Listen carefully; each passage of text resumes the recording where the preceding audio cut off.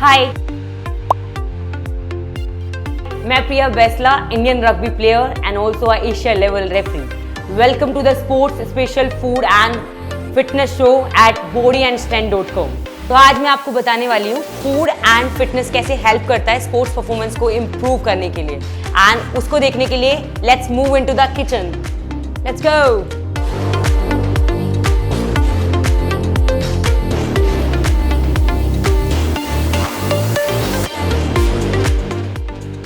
Okay, so मैं आपको बताऊंगी कि मैं ऑफ सीजन में क्या क्या खाती हूँ। तो बेसिकली जब मैं अपना दिन स्टार्ट करती हूँ, मैं स्टार्ट करती हूँ कप ऑफ कॉफ़ी के साथ, जो मुझे हेल्प करता है बूस्ट अप करने के लिए। देन उसके बाद मैं खाती हूँ 1 एप्पल एंड नट्स, जो मेंटेन करता है मेरी बॉडी को वर्कआउट करने के लिए। देन आफ्टर डेट वर्कआउट के बाद मैं खाती हूँ ओट्स, जो एक फाइबर, कार्ब और प्रोटीन का इंटेक है, उसको मेंटेन रखती हूँ। देन लंच में मैं बेसिक फूड खाती हूँ, अपना रोटी चावल या फिर सब्जी हो गया, एंड उसके साथ सैलेड और कर्ड, ठीक है, जो नॉर्मल ओवरऑल इंटेक देता है बॉडी को। प्रोटीन भी होता है उसमें, फैट भी होता है, कार्ब भी होता है, वो मैं इंटेक लेती हूँ। देन नाइट में मैं सब्जी के साथ प्रोटीन इंटेक लेती हूँ, वो एग भी हो सकता है और वो पनीर भी हो सकता है। चीट फूड मैं अवॉइड करती हूँ जितना जितना हो सकता है। ओके, सो अब बात करते हैं कंपटीशन लेवल की ऑन सीजन की। तो ऑन सीजन में थोड़ा सा चेंज है, मैं प्रोटीन कार्ब का इंटेक बढ़ा देती हूँ and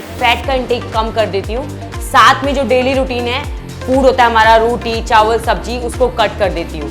there is a reason क्यों है ऐसा, क्योंकि जब भी हमारा कंपटीशन लेवल क्लोज आता है या कंपटीशन होता है, तो मैं एक रग्बी प्लेयर हूँ, हमारा जो कंपटीशन होता है वो 40 मिनट्स का हाफ होता है, एंड उसके लिए हमें चाहिए एनर्जी, एंड एनर्जी को मेंटेन रखने के लिए हमें चाहिए कार्ब। तो हम क्या करते हैं, एक दिन पहले कार्ब लोडिंग शुरू कर देते हैं, जो हमें हेल्प करता है नेक्स्ट डे जो भी कंपटीशन होता है उसमें अपनी एनर्जी को मेंटेन रखने के लिए। एंड साथ में मैंने बताया प्रोटीन में जो मेरा एग और पनीर का इंटेक होता है मैं उसको बढ़ा देती हूँ।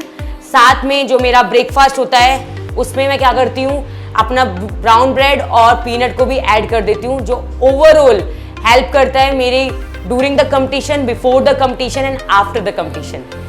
आप सबको बताती हूँ कि मैं अपना डेली लाइफस्टाइल रूटीन कैसे मेंटेन रखती हूँ। जैसा आप सब जानते हैं कि इस पेंडेमिक में बहुत सारे अप डाउन आए, लोगों को बहुत डिफिकल्टी हुई अपने आप को ऑर्गेनाइज रखने में, फोकस रखने में, but I am feeling so proud कि मैंने अपने आप को बहुत ऑर्गेनाइज और फोकस रखा during the lockdown and after the lockdown. पहली चीज़, जब मैं अपना दिन शुरू करती हूँ सुबह 5:30 बजे उठ के कप ऑफ कॉफ़ी के साथ अपना 1 आवर का वर्कआउट करती हूँ। देन उसके बाद अपना वर्क स्टार्ट करती हूँ। I am working as a strength and conditioning coach in Curefit.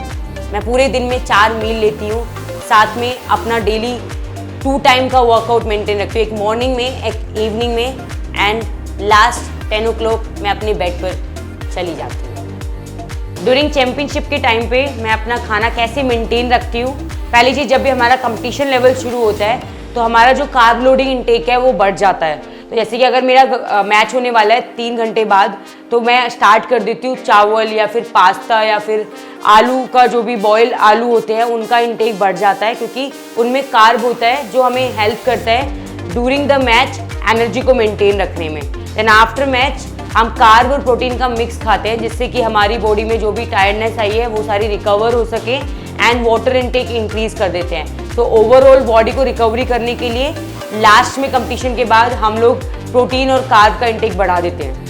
That's it. मुझे चीट फूड में सबसे ज़्यादा पसंद है डोसा, इडली, और समटाइम मैं पिज़्ज़ा खा लेती हूँ। लेकिन जो मैं अवॉइड करती हूँ चीट फूड में वो है ज़्यादा ऑयली फूड जो भी होता है, जंक फूड जो होता है, उसको मैं ज़्यादा से ज़्यादा अवॉइड करती हूँ, क्योंकि वो ओवरऑल मेरी हेल्थ पे भी, मेरी स्ट्रेंथ जो भी मैं वर्कआउट करती हूँ उस पर भी इफेक्ट करता है। इसलिए मैं जो भी चीट फूड में ऑयली थिंग्स होती है, जो भी फैट इंटेक ज़्यादा होता है, वो मैं अवॉइड करती हूँ।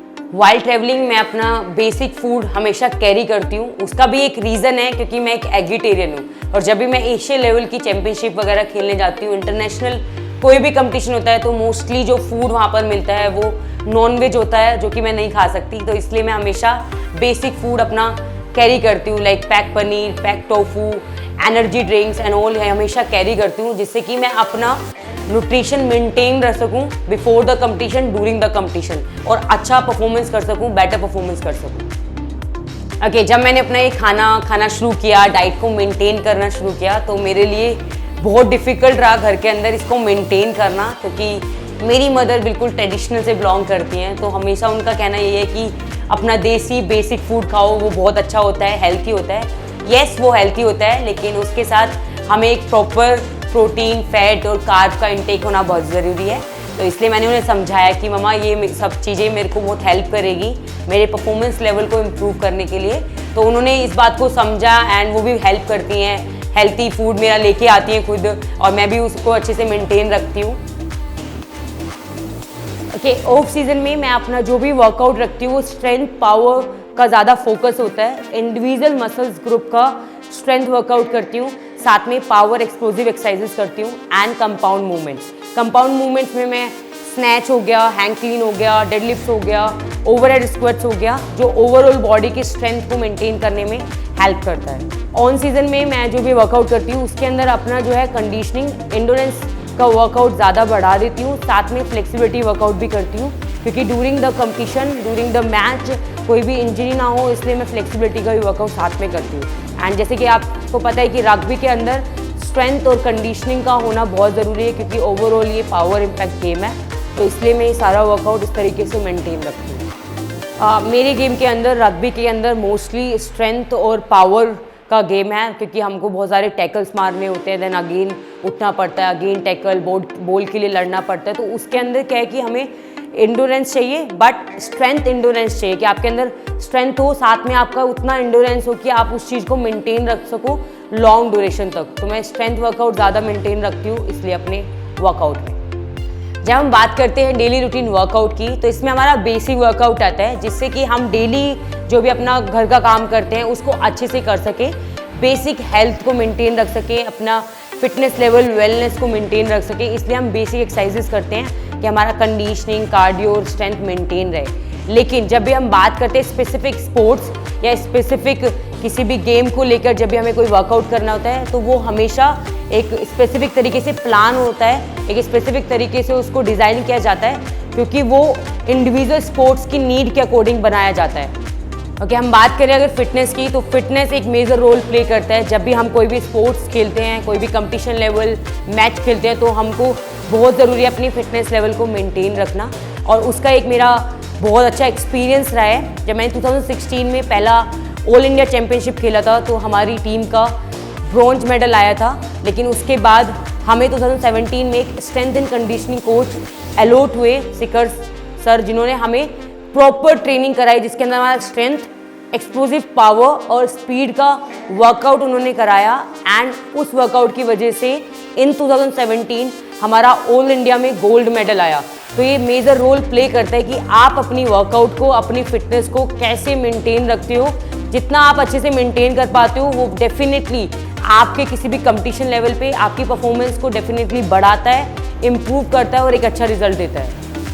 सबसे डिफ़िकल्ट फेस होता है जब एक स्पोर्ट्स पर्सन को इंजरी होती है, तो ऐसा ही कुछ मेरे साथ हुआ था। 2016 का एशियन चैम्पियनशिप का कैंप था। उस कैंप के ड्यूरेशन में मुझे नी इंजरी हुई थी।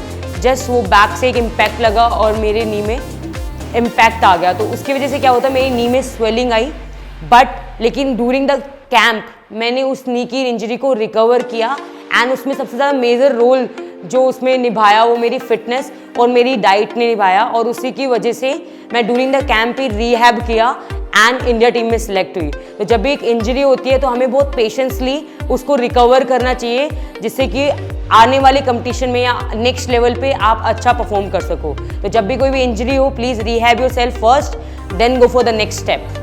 मुझे मोटिवेट करता है मेरा सेल्फ कॉन्फिडेंस, क्योंकि जब मैंने स्पोर्ट्स शुरू किया था मेरे लिए बहुत डिफिकल्ट था अपने सराउंड्स में चीज़ों को ठीक करना, उनसे ओवरकम करना। तो ये सब हुआ because of my self confidence, and उसी की वजह से आज मैं इतनी मोटिवेटेड हूँ। इसका रीज़न ये भी है कि इन 10 ईयर्स की जर्नी में रग्बी में मैंने बहुत कुछ अचीव किया है, as a player, as a referee, as a captain. So I am feeling so proud myself कि मैं इतना ज़्यादा हर एक चीज़ को अच्छे से मेंटेन कर पाती हूँ, अच्छे से रिकॉग्नाइज कर पाती हूँ, एंड अपने गोल को लेके बहुत फोकस्ड हूँ। मैंने ये गेम स्टार्ट किया था कॉलेज लेवल पे। वहाँ पे मुझे एक सीनियर ने इंट्रोड्यूस कराया था कि रग्बी एक ऐसा स्पोर्ट्स है जिसके अंदर like other sports players, like कोई भी एथलेटिक्स वाला, कबड्डी वाला प्लेयर्स चाहिए जो इस गेम को खेल सके। तो मुझे इंटरेस्ट आया एंड मैंने इस रग्बी वर्कशॉप को अटेंड किया, देन वहाँ से मेरा इंटरेस्ट चालू हुआ रग्बी खेलने के लिए एंड वहाँ से 2011 से मैंने स्टार्ट किया था. Now I am continue playing rugby and I am feeling so proud कि I am a rugby player because rugby ने एक स्ट्रेंथ लेवल ही इम्प्रूव नहीं किया है, उसके साथ साथ मुझे mentally, physically and social level पे बहुत ज़्यादा डेवलप किया है. जहाँ मैं लोगों के सामने बात नहीं कर पाती थी, आज मैं सबके से बहुत अच्छी कॉन्फिडेंसली बात कर सकती हूँ, अपने पॉइंट रख सकती हूँ, अपने व्यू रख सकती हूँ. इसलिए मैंने रग्बी को ज्वाइन किया. अच्छा लगा मुझे आप सबसे अपनी फिटनेस और स्पोर्ट्स के बारे में शेयर करके. मुझे फॉलो करने के लिए फॉलो करें इंस्टा पे प्रिया बैसला 14 के नाम से एंड मेरी जैसी और स्पोर्ट्स वुमेन को देखने के लिए फॉलो करें bodyandstand.com.